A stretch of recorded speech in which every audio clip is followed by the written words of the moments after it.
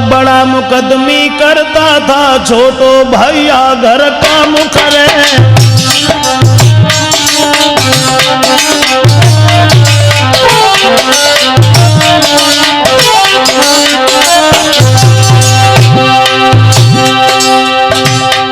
दो भाई जिनमें बड़ा प्रेम था। बड़े भाई तो नेता थे, लेकिन छोटा भाई किसान था, बड़ा मेहनत करता था। एक दिन और रात कुटी कूटे हल जो आराम कर, और बड़े जात पंचायत को बस ऐसी वक्त तमाम कर।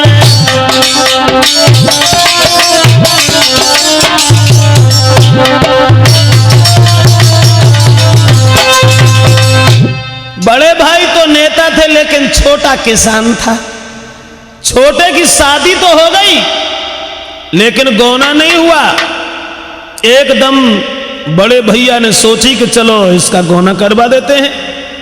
तो छोटे भाई के जब गौना करवाया तो वो औरत घर में आई, तो उसने क्या देखा कि जेठ तो सारे दिन कोई काम ही नहीं करते हैं, और हमारे पति जो हैं वो काम करते करते दुखी हैं। अब क्या करें? अब जो सोचने लगी अगर अब ही कचुकात है तो तमाम गांव की औरतें जो कहें कि जब गोनो है कि कल ले आओ, जो गोने में ही उठ चलाने लगी। लेकिन अब कहा करें, खामोश रहे तो कौले रहे। 2-4 दिन नाए बोली। गोना हो करके नब दुल्हन जब आंगन में आई है, अब देश तो 2-4 दिन पेड़ो देखो सैया पे परी तबाही है।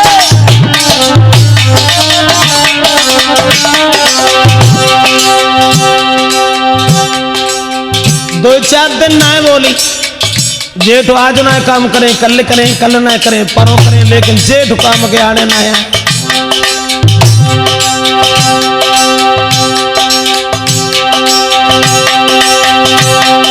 तो 4 दिन पेड़ो देखो सैया पे परी तबाही है।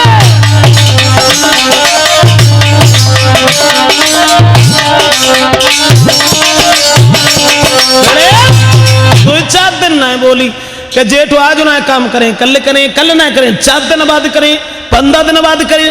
लेकिन वो काऊ तरीका से जब काम के आने ना आए, सोचने लगी काऊ तरीका से हमारे पति अगर हमें मिल जाते तो इन्हें हम समझा देते, लेकिन वो नहीं मिले। एक दिन जैसी रोटी खाए कि निकरो सोई तुरंत बन पकड़ लो, जवाब दो हमारी बात। कहा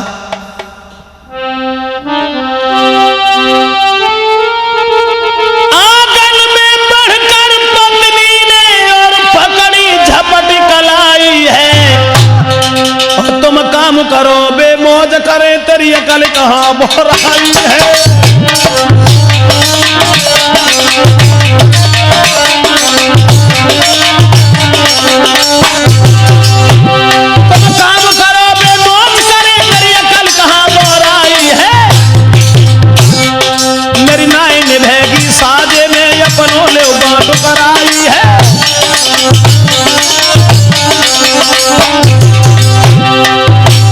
नव दुल्हन बोली, सारे दिन तुम काम करते रहते हो,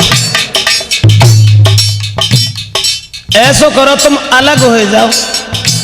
इतनी बात जब सुनी तो भज दो जवान, एकदम छोटे ने भाग दो, नेता ढिल पहुंचो जाई है। मेरो आदो आदो बात कराए दो, आदो घबुलाते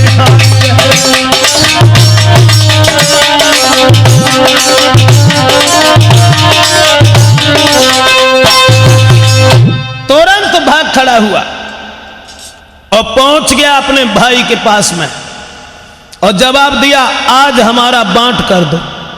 नेताजी बोले 4 ही दिन भय गोनो भय और तू भन्ना लगो।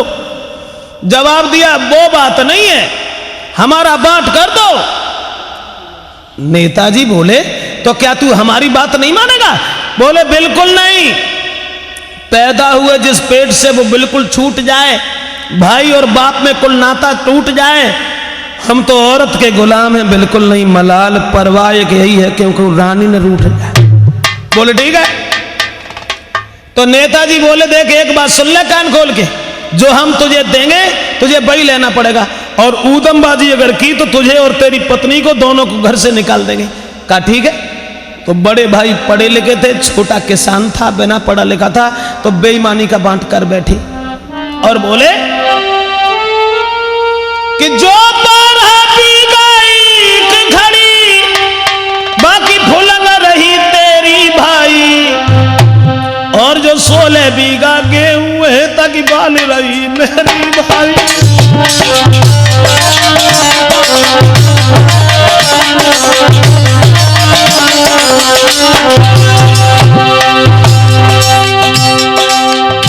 नेताजी कहने लगे 12 बीघा में जो ईख खड़ी है वो ऊपर की तुम्हारी है, गन्ना हमाओ है। बोले ठीक। और जो गेहूं है बाकी बाल हमारी है, भूसा तुम्हाओ है। बोले ठीक है। और सुनो, अरे घर में जितने कपड़ा है दिन भर धरियो अपने माई, और होए रात मेरे घरे धरो ओढ़ेगी तेरी भौजाई।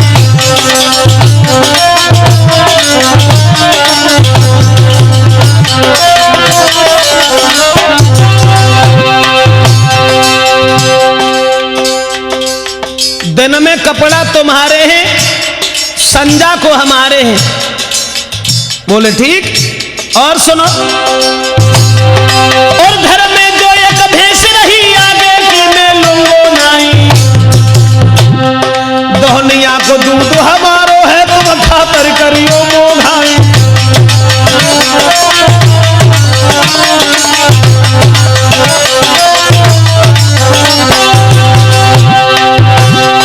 एक घर में जो एक भैंस रही आगे की मैं लूंगो नहीं, दोहनिया को दूध हमारो है तुम खातर करियो मोघाई।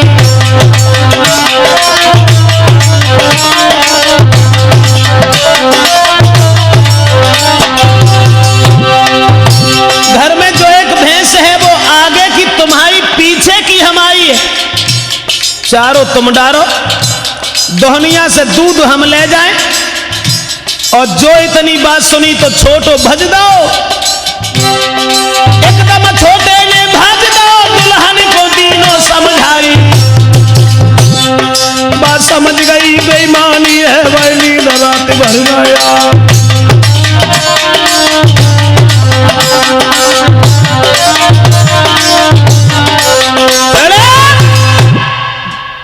चले और सब हाल उन्होंने अपनी पत्नी को बता दिया।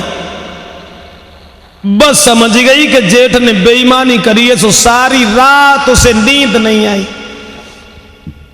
रात आधी पे जगी, अपने पति के पास पहुंची और जगाने लगी, जग जाओ हम तुम्हें जगाए को आया।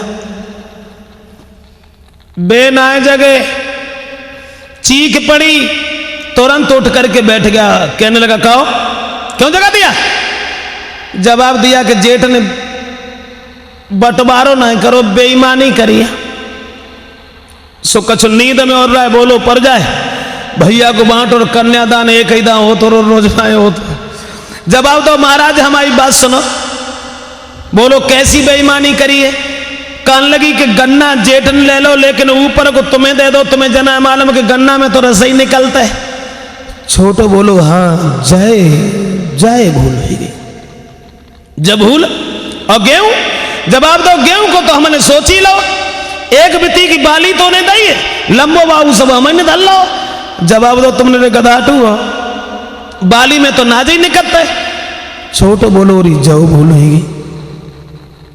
जबूल और भैंस, भैंस आगे की तुमने ले ली, पीछे की जेठ ने ले ली, चारों तुम डारो, संजा को जिठानी है सो दूध तो ले जाए। बोलो जतो हमने सोची ना, सोची ना फिर तुमने आगे की लई क्यों? जवाब दो हम तो ता से लई आगे की कल परो रक्षाबंधन आए वे बाए सनीनो आनवाए तो घंटोरिया बांधेंगे, अंगेला सींगन से रखियां बांधेंगे तो भैंस कितनी सुंदर लगेगी। बोली बिल्कुल पागल हो, अब जाओ दोबारा बांट करवाओ। कहने लगी अब दोबारा बांट करवाने के बाद तब फिर आओ हमारे पास। बोले ऐसा तो ना हो पाए, क्यों? जवाब दो वो हमसे ये कह रहे थे कि अगर ऊदमबाजी की तो तुझे और तेरी लुगाई को घर से निकाल देंगे। तो तो वो चतुर औरत बोली, अगर तुम दोबारा बांट करवा न जाओ तो हमारी एक बात सुन लो। कहा, बोली कि कर चार मेहनती का काट लो गेहूं की जड़ कटवाना, और कपड़ा भी दिन में तुम्हारे संजा को भेजे के दतियाना। जवाब दो, उखारी ऊपर की तुम्हारी है, अब ऐसे काटन लगो, गेहूं की जड़ तुम्हारी है, अब ऐसे कपटन लगो, देखे उनको खलियान कहां से लग जाए। और महाराज मारो लठिया तुम मोह तोड़ो, भैंस की खातिर कर आना। जब हमारी जेठानी दूध दुहले के लिए आए, मोह है कि भैंस तुम्हारी है, तो तुम लाठी दो, मोह में जो दूध दही फटा सब लेती चली जाए।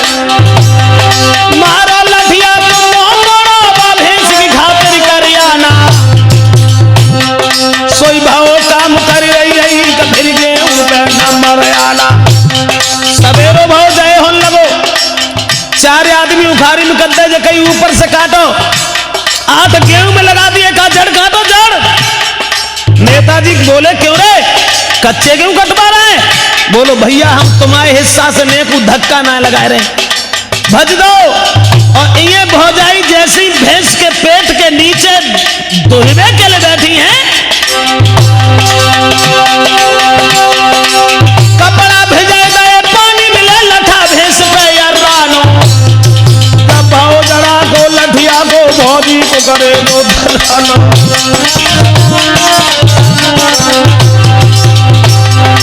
जैसी दूध दुहबे के लिए भौजाई बैठी है, बन मुंह में ऐसी लाठी दई जो भैंस के नीचे भौजाई और दोहनिया सब बतासे से बिनती फिरे। वो दशा बन गई, कब दूध डरो, कब दूध डरो, कब दूध डरो, कब भौजाई तब बड़े बहुत मन खिसियाना। दो बड़ो समुद्र कोई चतुर लगो, फिर बात दोबारा करवाना। नेताजी समझ गए, फिर उसका दोबारा बांट हुआ। तो कहने का मतलब है दोस्तों, सीधी उंगली न से घी काढ़ो तुम्हारी सोता बहू करी है, सीधी उंगली न से घी काढ़ो तुम्हारी सोता बहू करी है।